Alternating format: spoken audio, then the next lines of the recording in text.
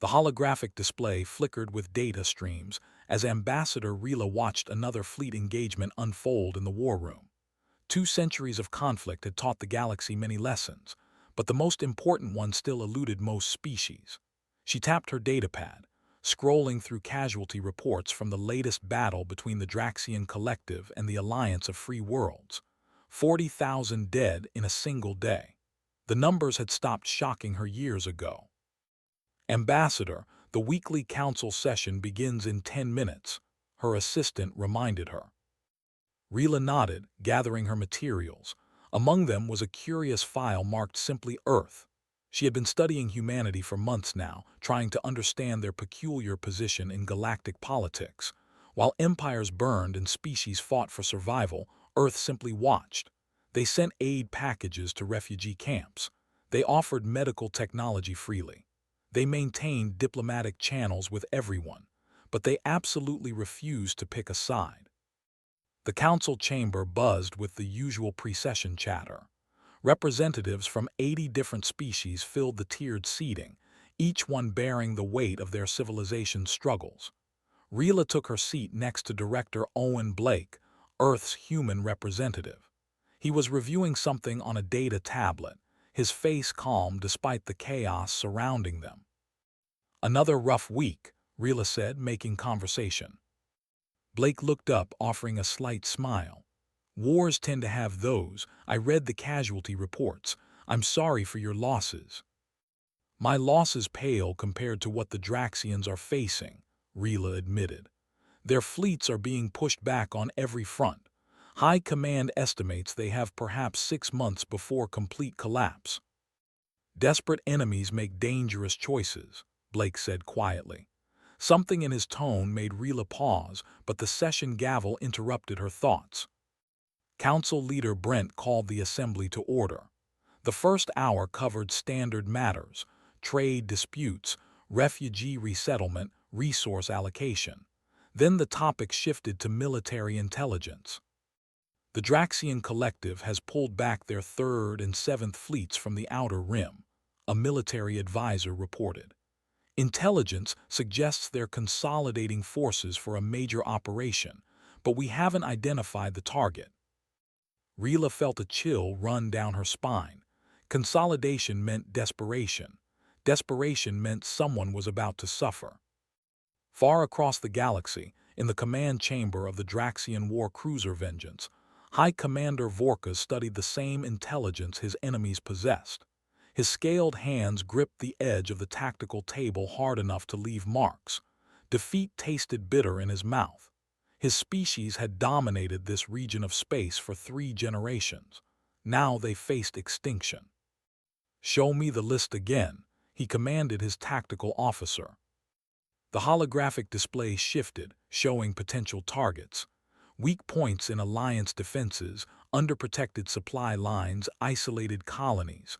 All of them would be costly. All of them would ultimately fail. The Alliance had more ships, more resources, more time, unless Vorkas found something that changed the equation. "High Commander, there is one option we haven't fully explored," his intelligence officer said hesitantly. "The human homeworld." Vorkas's eyes narrowed. "Earth, the neutral world, what strategic value does it hold?" "Minimal military value, sir, but significant symbolic impact. They've maintained neutrality throughout the war, claiming moral superiority while watching us bleed. If we conquer Earth quickly, it demonstrates that neutrality offers no protection. It might force other neutral systems to choose sides or face similar consequences." The logic was sound, but Vorkas was cautious. "What are their defenses?" "Limited, sir. Our intelligence shows no offensive fleet capabilities. They maintain a small network of defensive satellites and monitoring stations throughout their solar system, but nothing that could threaten a proper assault force. Their military budget is a fraction of ours, even in our current diminished state." Vorkas pulled up Earth's file. The humans had made first contact 150 years ago, emerging from their isolated system with remarkable technological achievements. But they had taken one look at galactic politics and immediately retreated. They built embassies, established trade relationships, and then refused every military alliance offered to them. "They're cowards," one of his advisors said with disgust. "They hide behind their neutrality because they lack the courage to fight." Vorkes wasn't so sure. He had studied military history extensively, and something about Earth's behavior bothered him. Species didn't usually achieve faster-than-light travel without being aggressive. Competition drove innovation, yet humans seemed content to develop in isolation. "What about their technology?" Vorkes asked. "Advanced in some areas, particularly medicine and energy systems. They've shared some innovations freely with the galaxy, but their weapons development appears minimal. No major military innovations in decades." That detail nagged at Vorkes. Advanced energy systems could power advanced weapons. Medical technology meant understanding biology at a fundamental level. Humans were clearly intelligent, so why no military innovation? Unless they were hiding something. "High Commander, with respect, we're running out of time," his second-in-command pressed. "The Alliance advances daily. If we don't act soon, there won't be a Draxian collective left to save. Earth is an easy target. Quick victory, minimal losses, maximum propaganda value." Vorkes made his decision, pushing aside his doubts. Caution had led them to this point of near defeat. Perhaps boldness would turn the tide. "Assemble the Third Fleet. 40 warships. We'll make this quick and decisive. Earth will learn that neutrality is a luxury only the strong can afford." His officers saluted and rushed to execute the orders. Within hours, ships began gathering at the designated coordinates.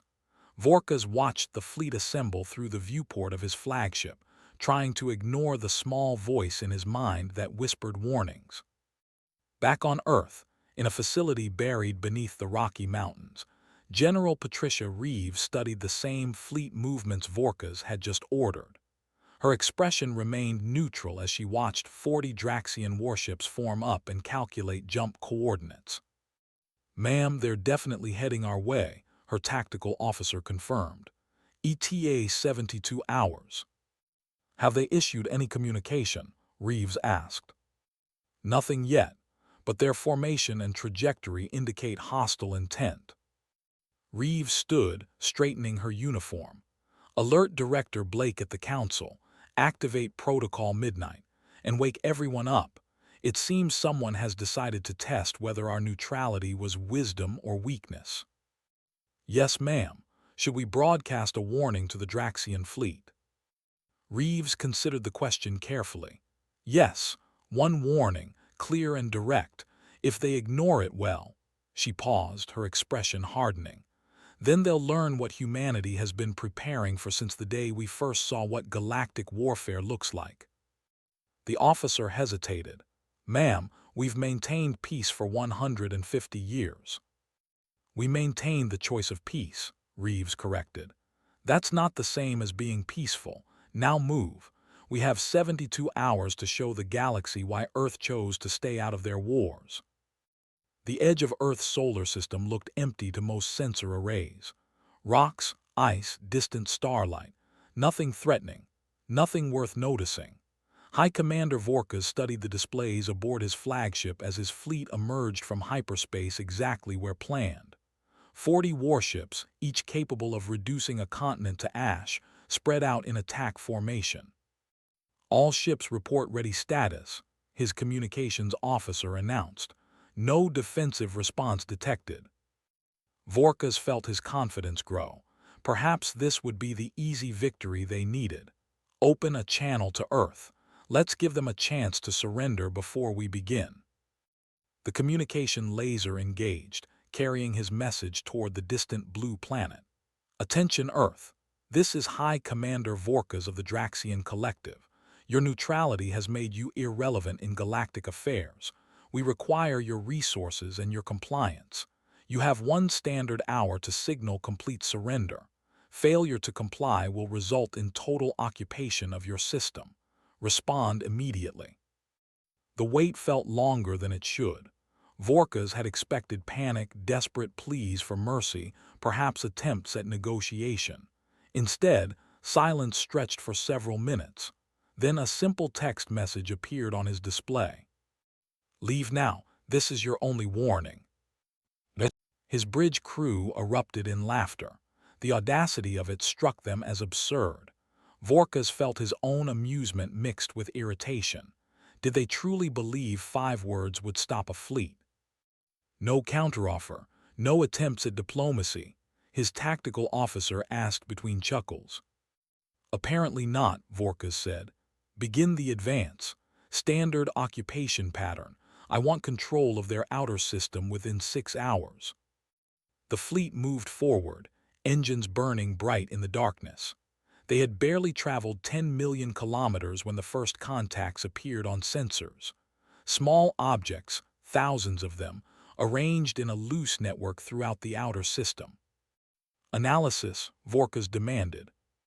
"Automated drones, sir. Basic defensive pattern. Minimal weapons capability. No shields. They appear to be scanning platforms with light defensive armaments attached." "Clear them out." The Draxian ships opened fire, their particle beams slicing through the drone network like a blade through cloth. Explosions blossomed in the void as Earth's first defensive layer disintegrated. Within 30 minutes, the entire network was gone. "Exactly as intelligence predicted," Vorkas's second officer said. "Minimal defenses, no real threat." They pressed deeper into the system, past Neptune's orbit, past Uranus, driving toward the inner planets where the real prize waited. Hours passed with no further resistance. Vorkas began composing his victory report in his mind. This would restore some of the collective's damaged reputation. A clean, quick conquest to show the galaxy that Draxia still had strength. Then they crossed into the orbit of Saturn, and everything changed. New contacts blazed across every sensor screen simultaneously. Not thousands this time. Millions. The entire region of space around Saturn's rings lit up with active systems. Electromagnetic nets deployed like spider webs spanning millions of kilometers. Particle beam arrays, far more sophisticated than the outer drones, tracked his ships with precision. "Evasive maneuvers," Vorkas ordered. Too late. The first nets engaged, their fields disrupting shield harmonics across 3 of his ships. The particle beams followed immediately, exploiting the shield gaps with surgical accuracy. 2 ships lost their main engines. The third suffered a catastrophic reactor breach and exploded. "Return fire, target those arrays." The Draxian fleet unleashed their weapons, and for several minutes, space became a burning hell of energy exchanges. More arrays died, but more appeared to replace them. It was like fighting a swarm. For every installation destroyed, 2 more activated from positions they hadn't detected. "Losses," Vorkas demanded, his confidence cracking. 3 ships destroyed, 2 crippled and falling back. 5 more reporting significant damage. "Sir, these defenses are far more advanced than intelligence indicated." Vorkas studied the tactical display, his military training overriding his wounded pride. This was a prepared defense in depth. Layer after layer, each one stronger than the last, which meant the closer they got to Earth itself, the worse it would become. But they had come too far to retreat over a few losses. "Push through. Concentrate fire on single targets. We have superior numbers." The fleet tightened formation and drove forward. More arrays died under concentrated bombardment. The electromagnetic nets couldn't maintain coherence under sustained fire. Slowly, bloodily, they cleared a path through Saturn's defensive ring. 7 ships lost now. Nearly 20% casualties, and they hadn't even reached the inner system. Vorkas felt sweat forming on his scales. This was supposed to be easy. On Earth, deep in her mountain command center, General Reeves watched the battle unfold with cold calculation. Every defensive platform lost was expected. Every Draxian ship destroyed was a bonus. The outer and middle defensive layers had one purpose: make them commit. make them believe they could win if they just pushed a little harder. "They're through Saturn's perimeter," her tactical officer reported, "heading toward the asteroid belt." "Good, how many ships have they lost?" "7 confirmed destroyed, 4 more critically damaged and retreating. The main body is still 33 strong." Reeves nodded. "Activate Protocol Midnight Phase 2, decloak the fleet." Throughout the solar system, in positions carefully chosen over decades of planning, Earth's true military force powered up. These weren't defensive platforms. These weren't automated drones. These were warships, each one incorporating technology that the galaxy had never seen because Earth had never shown it. 200 vessels, hidden in the asteroid belt, in orbit around Mars, scattered through the inner system like seeds waiting for spring. Their stealth systems had kept them invisible to every scan Vorkas had run. Now they lit up like stars, their power signatures blazing across every sensor in the system. On his flagship, Vorkas watched his tactical display transform from a map of certain victory into a nightmare. The human ships weren't just numerous. Their energy signatures were massive, far beyond what their intelligence had suggested was possible. "High Commander," his sensor officer's voice shook. "I'm reading 200 contacts. No, 212. They're everywhere. They've been there the whole time." Vorkas felt ice settle in his chest. This wasn't a weak neutral world defending itself. This was a trap, and he had flown right into it. The easy conquest he had promised his superiors evaporated like morning frost under a nuclear sun. "Get me a communication channel to Earth," he said quietly. "I need to speak with whoever is in command." Before his communications officer could comply, a new message arrived. This one wasn't text. It was audio, a human voice speaking Draxian with perfect clarity. "High Commander Vorkas, this is General Patricia Reeves of Earth Defense Command. You came to test us. Now you will serve as a message to anyone else who might make the same mistake. You have attacked a neutral world without provocation. The galaxy will know what that costs." Vorkas opened his mouth to respond, to negotiate, to salvage something from this disaster. But his sensor officer's panicked voice cut through the bridge. "Sir, they're locking weapons, all of them." Space lit up like a newborn galaxy. Energy beams crossed the void in patterns too complex for organic minds to track. Missiles accelerated at velocities that would have torn apart conventional warheads. The battle that High Commander Vorkas had expected to win in hours became a desperate fight for survival measured in seconds. His flagship shuddered as something struck the shields, not a particle beam or plasma bolt, something else. The shield indicator flickered, then showed a different color entirely, yellow where it should be blue. "Shield report," Vorkas shouted over the alarm klaxons. "Unknown energy type, sir. It's not penetrating, but it's changing our shield frequency. The harmonics are shifting." Another impact. This time the shields collapsed completely for 3 full seconds before rebooting. In those 3 seconds, conventional weapons slipped through and tore chunks from his flagship's armor. Across his fleet, similar chaos erupted. Earth's weapons worked like nothing Vorkas had encountered in 30 years of warfare. They didn't overwhelm defenses with raw power. They adapted. They learned. Every shield frequency, every defensive pattern, every evasive maneuver his ships executed was met with an immediate counter. "How are they doing this?" his tactical officer demanded, struggling to coordinate a response. Vorkas didn't have an answer.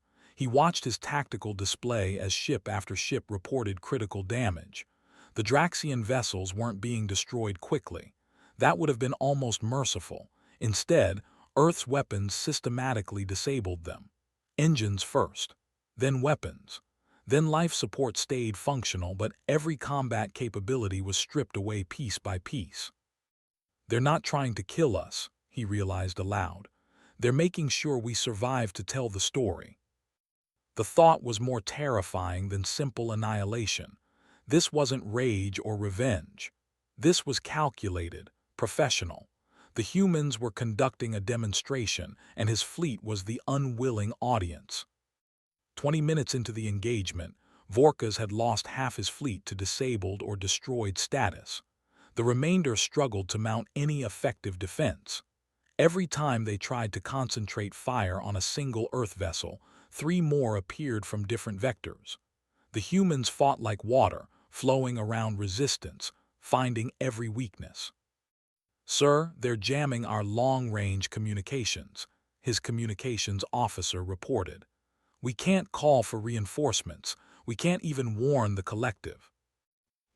Trapped, outmatched, humiliated, Vorkas felt the weight of his mistake crushing down on him. He had assumed neutrality meant weakness. He had thought Earth's peace was cowardice. Now he understood the truth. Earth had avoided the war because they didn't need it. They had spent 150 years building something the rest of the galaxy had missed entirely. On Earth, General Reeves watched the battle with satisfaction but no joy. Every Draxian ship disabled meant lives saved on both sides. Every precise strike meant her people had trained well. But there was no celebration in the command center. This was work. Necessary, regrettable work. "Ma'am, should we begin broadcasting the engagement to the Council?" her communications director asked. "Not yet. Let them finish it first. I want complete tactical data before we share anything." She pulled up a secondary screen showing Earth's casualties. 15 ships had taken damage. 3 were destroyed when Draxian desperation tactics caught them off guard. Compared to the devastation they were inflicting, it was minimal. But Reeves knew each of those ships held people. Families would grieve tonight. "General, the Draxian flagship is hailing us," the communications officer announced. "Put it through." Vorkas's face appeared on the screen. He looked older than his file photos suggested. Tired, defeated, but not broken. There was still intelligence in those eyes, still a military mind processing hard truths.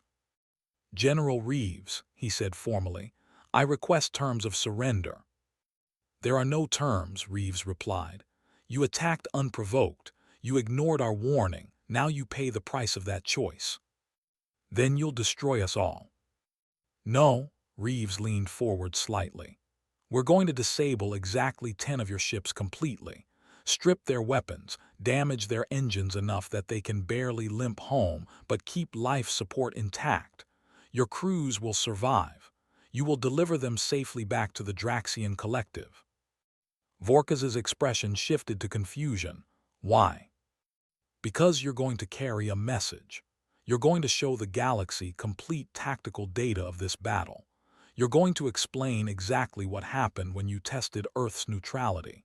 And you're going to make sure everyone understands that what you experienced today was restraint." The implications settled over Vorkas like a shroud. They weren't showing mercy. They were being strategic.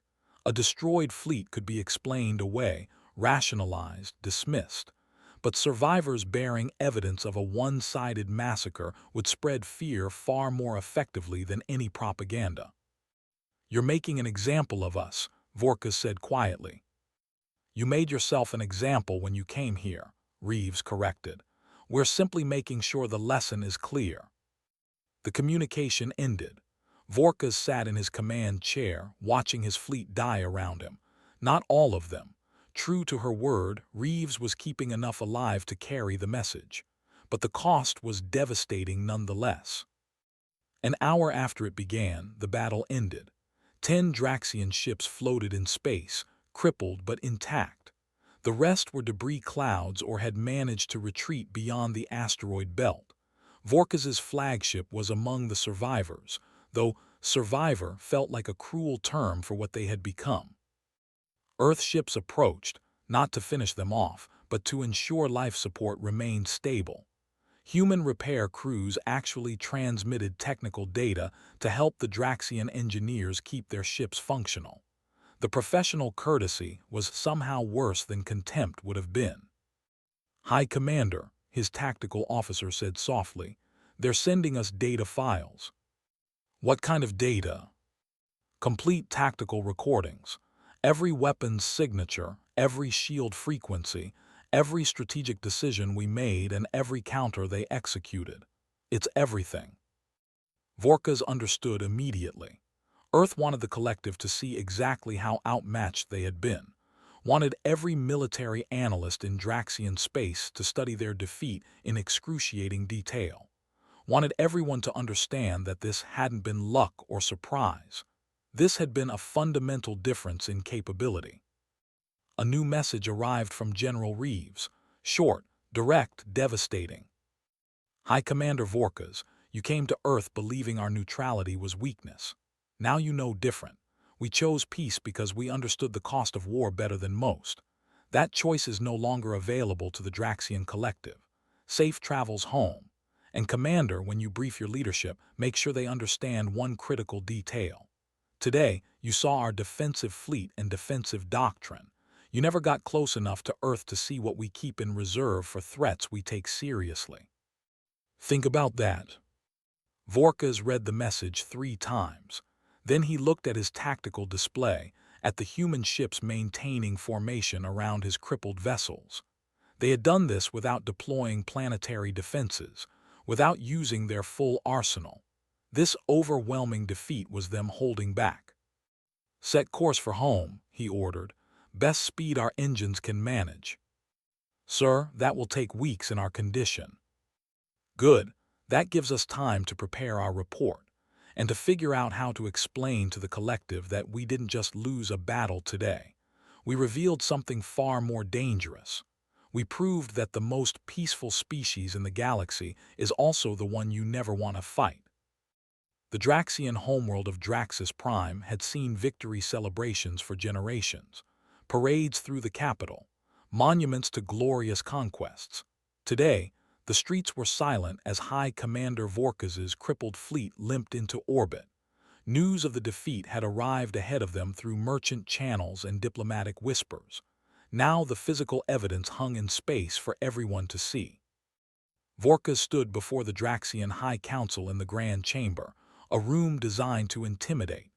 Crystalline walls rose 30 meters high. Holographic displays showed the extent of the Draxian collective's territory, though that territory had been shrinking steadily for years. The council members sat in elevated positions, looking down on him like judges. Council leader Draven spoke first. His voice carried the weight of authority and barely contained fury. High Commander, your unauthorized attack on Earth has cost us 17 warships and damaged our reputation further. Explain yourself. Vorkas had prepared for this moment during the long journey home. He could make excuses, shift blame, minimize the disaster. Instead, he chose honesty. I made a catastrophic error in judgment, Council Leader. I believed Earth's neutrality was cowardice. I was wrong. He activated the tactical data Earth had provided. The holographic display filled with the battle reconstruction. Council members leaned forward, watching as the engagement played out in accelerated time. The shock on their faces grew with each passing minute. This can't be accurate, one council member protested. No species has this level of technological advantage. Our intelligence would have detected it. Our intelligence was completely wrong, Vorkas said bluntly. Earth has spent 150 years developing in isolation. While we fought the Alliance, while we poured resources into conventional warfare, they built something entirely different. The tactical display showed Earth's adaptive weapons in action. Shields failing under frequency manipulation. Missiles that changed course mid-flight to hit weak points in armor. Energy beams that learned and adjusted with every shot. How is this possible? Draven demanded. Because they chose not to fight, Vorkas explained. Every resource we spent on war, they spent on research. Every innovation we made in weapons, they matched and exceeded without ever deploying it. They watched the galaxy tear itself apart and learned from our mistakes. Another council member, General Court, stood abruptly. This is unacceptable. Earth represents a threat to the entire collective. If they have this capability, they could conquer half the galaxy. They could, Vorkas agreed. But they won't. That's what makes them dangerous. They don't want territory or resources or power. They want to be left alone. And they've demonstrated that attacking them comes at a cost no sane military commander would accept. Across the galaxy, in the Alliance Council chambers, Ambassador Rila was presenting the same tactical data to a very different audience. The Alliance leadership watched in stunned silence as Earth's defensive fleet systematically dismantled a Draxian assault force. The humans did this alone, Council Leader Brent asked, without Alliance support or technology sharing. Completely independently, Rila confirmed. They've maintained strict neutrality throughout the war. This was purely defensive action against an unprovoked attack. Director Blake sat quietly in the observer section, watching the council process the implications. Several members kept glancing at him, as if seeing him differently now. He understood their discomfort. Earth had been the quiet neighbor who never caused trouble. Now that neighbor had revealed they owned weapons far beyond what anyone suspected. Director Blake, Brent called out. The Alliance formally requests a meeting with Earth's military leadership. We wish to discuss potential technology sharing and defensive cooperation. Blake stood, choosing his words carefully. Council Leader, Earth appreciates the Alliance's interest. However, our position remains unchanged. We will defend ourselves when attacked, but we will not take sides in conflicts that don't directly involve us. Even after this, Brent gestured to the tactical display, the Draxians attacked you. They're also our enemy. Surely this creates common cause. It creates a common interest in preventing future attacks, Blake agreed. But Earth's neutrality isn't a negotiating position. It's a fundamental principle. We avoided this war because we saw where it would lead. Decades of casualties, trillions in resources wasted, entire species pushed to the brink of extinction. We chose a different path. The council chamber erupted in debate. Some members argued for pressing Earth harder. Others suggested leaving them alone entirely. A few wise voices pointed out that Earth had just demonstrated they didn't need the Alliance's protection. In a smaller chamber elsewhere in the station, Blake met privately with Ambassador Rila. She poured 2 glasses of Altarian wine, a luxury she rarely indulged in. You know they're terrified of you now, she said, handing him a glass. I know, that wasn't our intention. Wasn't it? Rila challenged gently. You released that tactical data to every major power in the galaxy. You made sure everyone saw exactly what happened. That was a message. Blake sipped his wine before responding. It was a necessary message. For 150 years, Earth has maintained neutrality while other species asked why. Some thought we were cowards. Others thought we were naive. A few suspected we were hiding something. Now everyone knows the truth. Which is that we chose peace not because we couldn't fight, but because we understood the cost better than most. That choice worked as long as people respected it. The Draxians didn't. Now the galaxy knows what happens when someone makes that mistake. Rila studied him carefully. What about the next time? The Draxians are desperate. They might try again with overwhelming force. Blake's expression hardened. Then they'll learn the second lesson. What they faced was our defensive fleet using defensive doctrine. They never got close enough to Earth to see our planetary defense systems. They never faced our offensive capabilities. And they certainly never saw what we've kept in reserve for existential threats. You're bluffing. Am I? Blake met her gaze steadily. Ambassador, Earth monitors every major conflict in the galaxy. We study tactics, strategies, technologies. We've watched your war with the Draxians for 2 centuries. Do you really think we haven't prepared for every possible scenario? Rila felt a chill run down her spine. Blake wasn't boasting. He was stating facts with the calm certainty of someone who knew exactly what resources he represented. Back on Draxus Prime, Council Leader Draven made his decision. We cannot ignore this threat. Earth's capabilities represent an unacceptable risk to collective security. "You're suggesting we attack them again?" Vorkaz asked, unable to hide his shock. "Not attack, eliminate, before they grow stronger. We assemble our full remaining fleet, 500 warships. We don't give them time to respond or prepare. We hit Earth with everything we have and remove this threat permanently." Vorkaz wanted to argue, wanted to explain why this was madness, but he saw the determination in the Council's eyes. They were desperate, cornered, and desperate species made terrible choices. "If we do this," he said slowly, "we must commit completely. No half measures, no retreat, because if Earth survives this attack, there will be no third chance. They'll view it as an existential threat and respond accordingly." "Then we make sure Earth doesn't survive," Draven said coldly. "Assemble the fleet. We move in 1 week." Vorkaz saluted and left the chamber. As he walked through the corridors of power, he couldn't shake the feeling that he was watching his species commit suicide. They had tested Earth once and learned a hard lesson. Now they were about to ignore that lesson and test them again.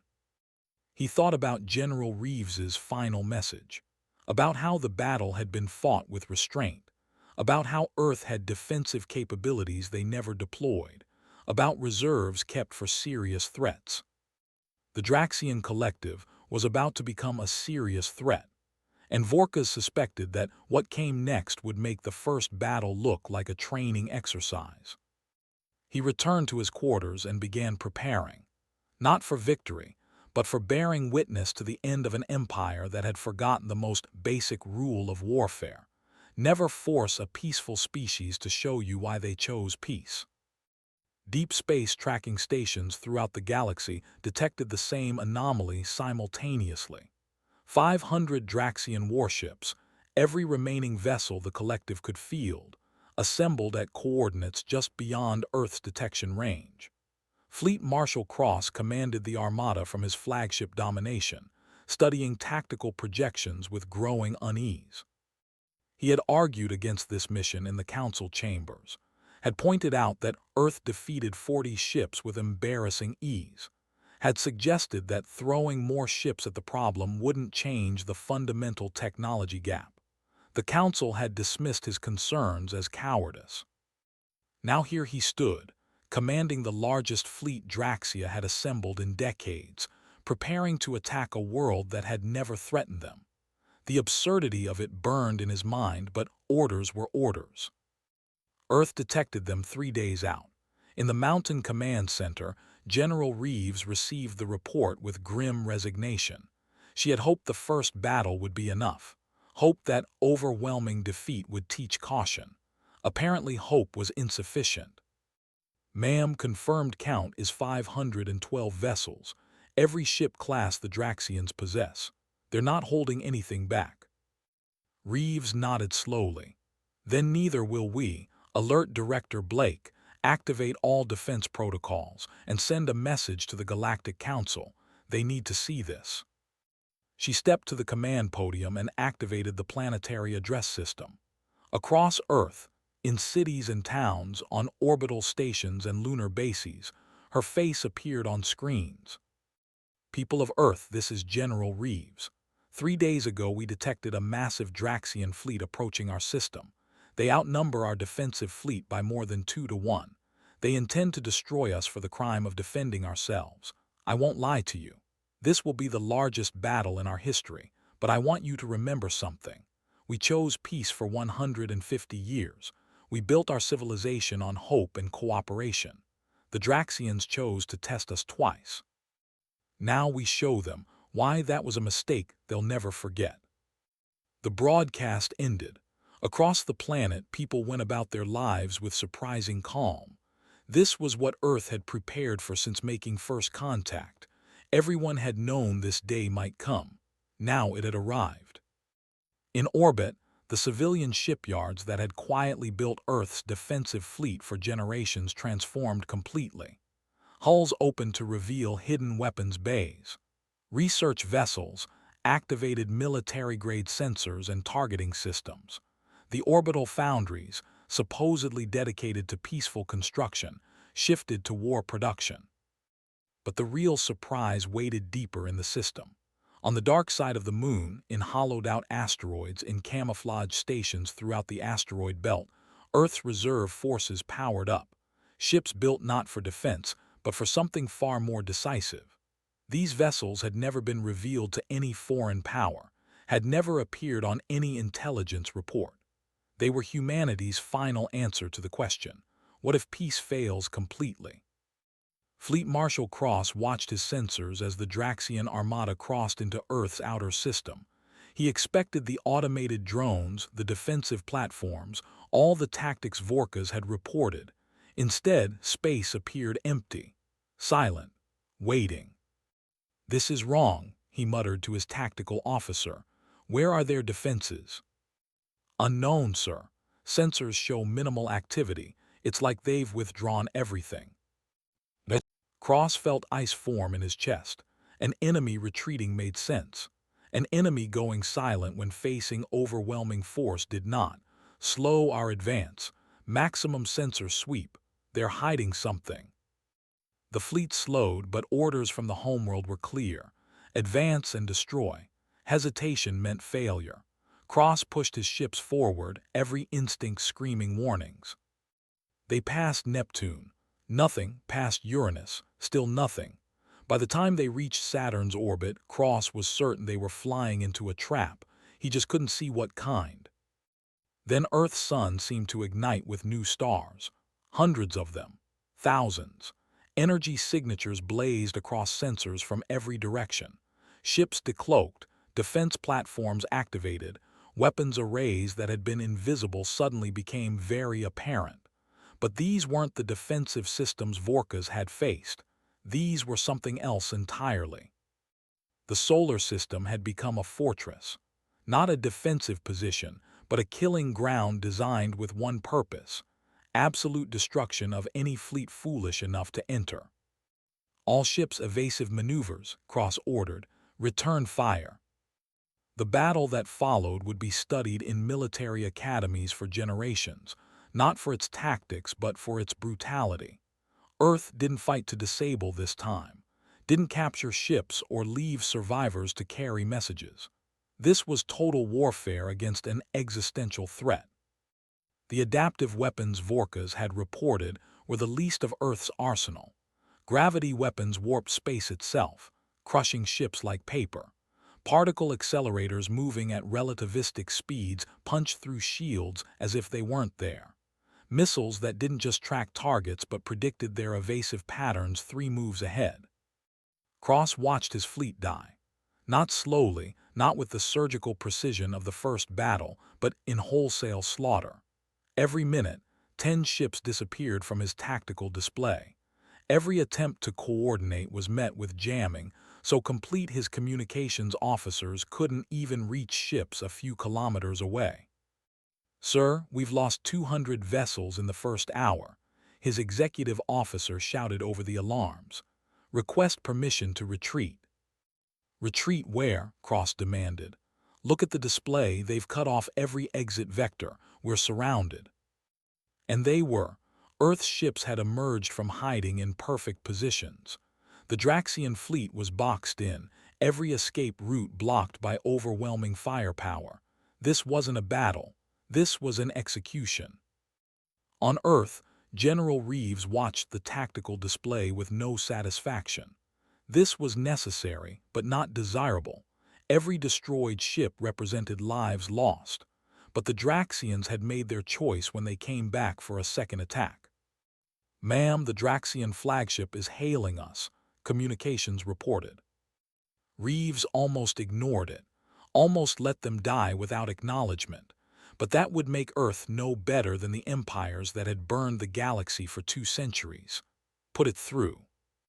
Fleet Marshal Cross's face appeared, bloodied from a console explosion, his bridge burning behind him. "General Reeves, I surrender, please. My crews surrender. We were wrong to come here. We were wrong to test you again. Please stop." Reeves studied him for a long moment, saw genuine horror in his eyes, saw a military commander who understood he had led his people to slaughter. "You came to destroy us, Marshal. You brought 500 ships with the explicit intention of eliminating Earth as a threat. Why should I show mercy now?" "Because we were desperate," Cross said simply. "Because we're a dying empire making dying empire choices. Because continuing this accomplishes nothing." Reeves considered his words, looked at her tactical display showing 300 Draxian ships already destroyed, looked at her own casualties, 48 ships, fewer than 10% losses. Earth was winning completely, but winning wasn't the same as being right. "All ships cease fire," she ordered. Her bridge crew looked at her in shock. "Marshal Cross, you may leave, all of you, take your surviving ships and go home, but you will carry this message to your council. Earth is no longer neutral. We are no longer standing aside while empires destroy each other. Any species that launches unprovoked aggression will face human intervention. We won't conquer. We won't occupy. We will simply ensure that warfare becomes too costly to contemplate." Cross nodded, relief and shame mixing on his face. "Thank you, General." "Don't thank me," Reeves said coldly. "This is your last warning. There won't be a third chance. Not for Draxia, not for anyone." 3 months passed. The galaxy processed what had happened in Earth's solar system with varying degrees of shock, fear, and calculation. The Draxian Collective, broken by their losses, signed an unconditional peace treaty with the Alliance of Free Worlds. 200 years of warfare ended not because either side won, but because continuing to fight became impossible for Draxia. In the Galactic Council chambers, the atmosphere had changed fundamentally. Where Earth's representative once sat in the observer section, a full council seat now waited for Director Blake. The decision had been unanimous. Any species capable of ending the longest war in modern galactic history deserved a voice at the table. Blake stood before the assembled representatives, aware that every word would be analyzed and debated across hundreds of worlds. "The Galactic Council has invited Earth to join as a full member. We accept, but with conditions. Earth will not serve as the galaxy's military force. We will not police conflicts or choose sides in disputes, but we will respond to unprovoked aggression against peaceful species. This is the Terran Accord." He activated a holographic document. "Any member species of this council can request Earth's assistance if attacked without cause. We will investigate each claim independently. If we determine aggression occurred, we will intervene, not to conquer, not to occupy, but to ensure the aggressor pays a cost high enough to prevent repetition." Council leader Brent studied the document carefully. "This makes Earth the arbiter of galactic justice. Some might say that's its own form of imperialism." "Some might," Blake agreed. "Which is why the Accord includes oversight provisions. A panel of neutral species will review every intervention. Earth's actions will be transparent and accountable. We're not claiming moral authority. We're offering a service based on capability.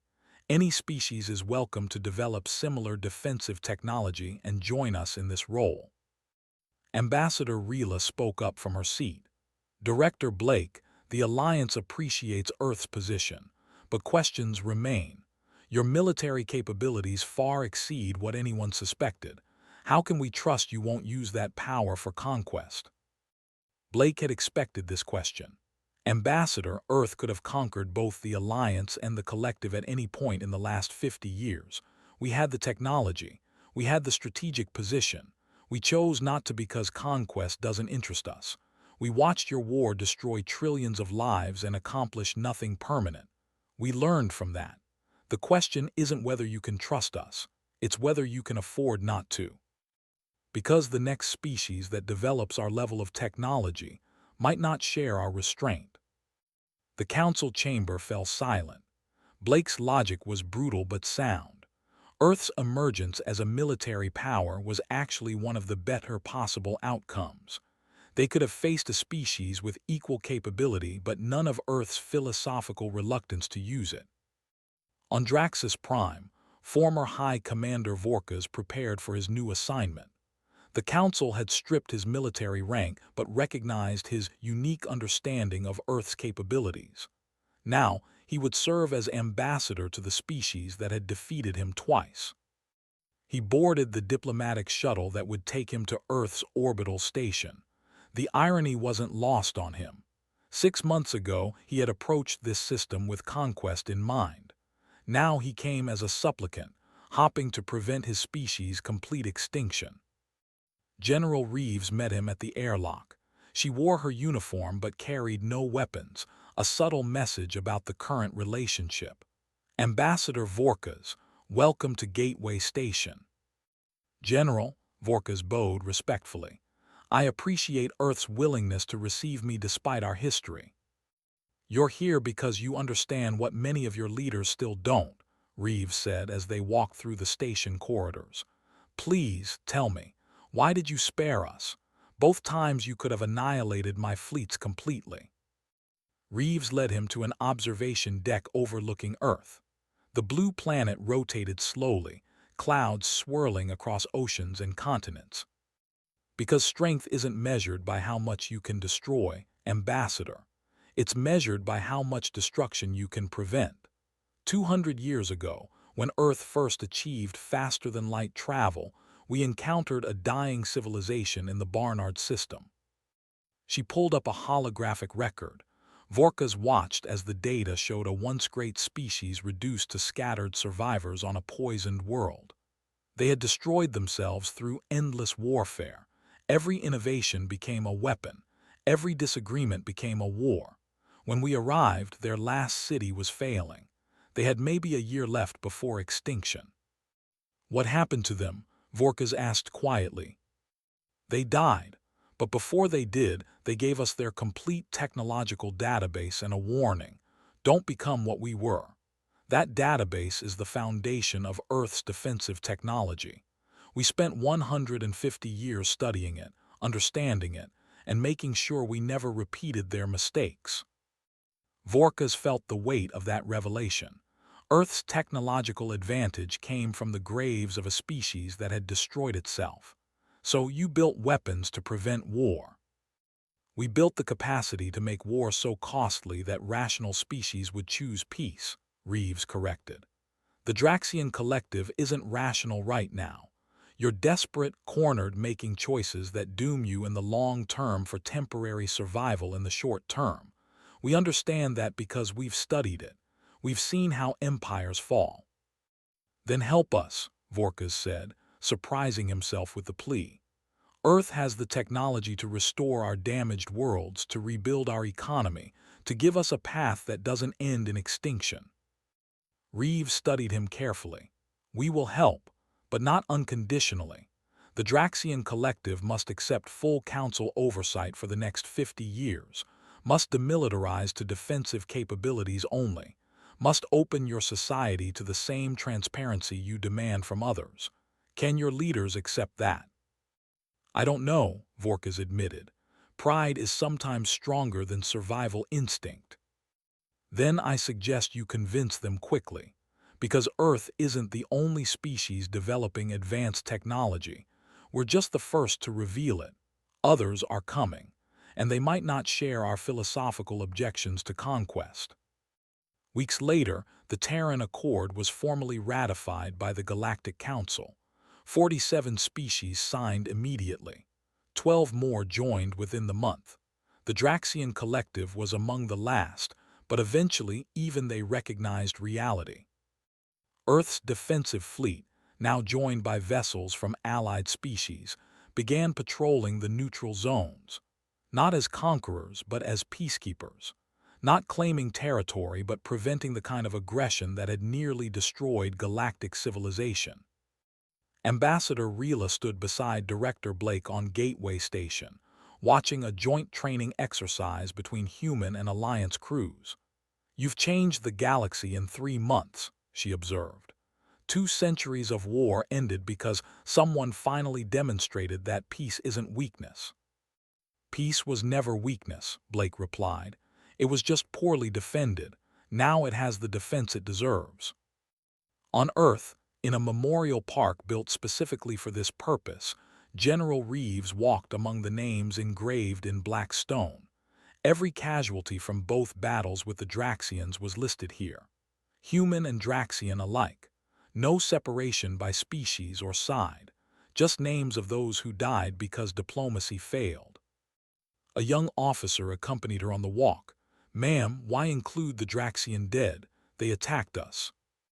"Because they were following orders," Reeves said simply. "Because most of them probably didn't want this war any more than we did. Because remembering all the dead, not just our own, is how we ensure we never forget the cost of failure." She stopped at one particular name. A Draxian crew member from the first battle, barely 20 years old according to the records. "This person died because their commander made a mistake. Our job isn't revenge. It's making sure those mistakes become rare enough that memorials like this become obsolete." The officer nodded, beginning to understand. Earth hadn't won 2 battles and changed the galaxy through superior weapons alone. They had done it through a philosophy that valued all life, even enemy life, enough to fight only when absolutely necessary and stop the moment alternatives existed. 5 years later, galactic historians would study the brief conflict and draw their conclusions. Earth's intervention had fundamentally altered civilization's trajectory, not through conquest or ideology, but through the simple demonstration that choosing peace, when backed by the capacity for overwhelming force, was the most powerful position possible. The era of endless galactic warfare was over, not because humanity had ended it through force, but because they had shown an alternative that actually worked. The choice was peace. The guarantee was strength. And the galaxy, tired of 2 centuries of dying, had finally learned to choose wisely. Director Blake's final report to the Council summarized it perfectly. "Earth avoided the war until the wrong enemy tested us. Now everyone knows the price of that test. The question facing the galaxy is simple. Will you choose peace because it's right, or because war has become too expensive? Either way, peace is the outcome. We're content with that." The new era had begun.